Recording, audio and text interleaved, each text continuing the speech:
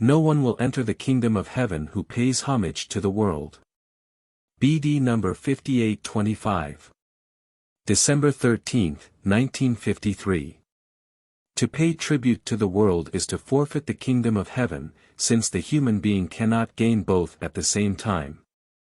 And anyone who pays homage to the world will not endeavor to attain the heavenly kingdom either, for he will only recognize the earthly world and its attraction and not believe in a kingdom beyond this world. And yet the path to the kingdom of heaven has to be taken through this earthly world. It cannot be avoided, for the human being lives in this world. He has to cover the last stage of his development on earth, in the midst of the realm which belongs to God's adversary.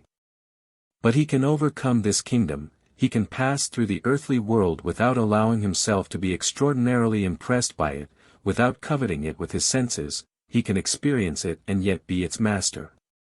And it is your task to overcome the world, for it was given to you as a means for your soul to become fully mature therein, to detach itself voluntarily from everything pertaining to the world, because this separation is at the same time also a separation from the one who is Lord of this world, and a turning towards the spiritual kingdom and its Lord. Hence it is understandable that anyone enslaving himself to the world will never be able to take possession of the spiritual kingdom, neither in earthly life nor after the human being's death.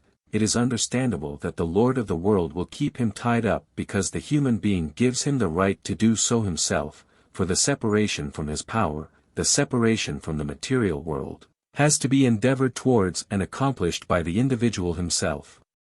He has to wage battle against himself. He has to be able to go without in order to gain something valuable. He has to resist all temptations during his short lifetime on earth in order to then take possession of the spiritual kingdom with all its glories, which will compensate him 1,000-fold for his renunciation on earth.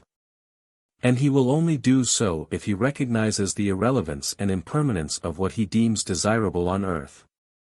Only this realization will give him the strength to change his will correctly, and he can gain this realization by merely contemplating the material world.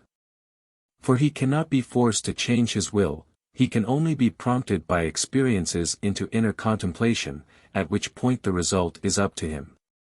And God can only help him by time and again demonstrating the fleeting nature of things, so he allows the destruction of what the human being loves on earth. He intervenes by affecting him painfully, taking from him what his heart is set on, just to point out to him how worthless the goals of his endeavors are. But those who learn from such experiences can consider themselves fortunate, for they will gradually change the direction of their will and relinquish the world in order to occupy the spiritual kingdom one day. But no one should believe that he can make compromises, no one should believe that he can pay homage to the world with impunity.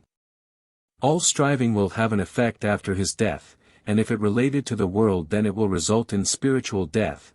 Then he will have relinquished the spiritual kingdom for the sake of earthly gain and the world will have brought him death.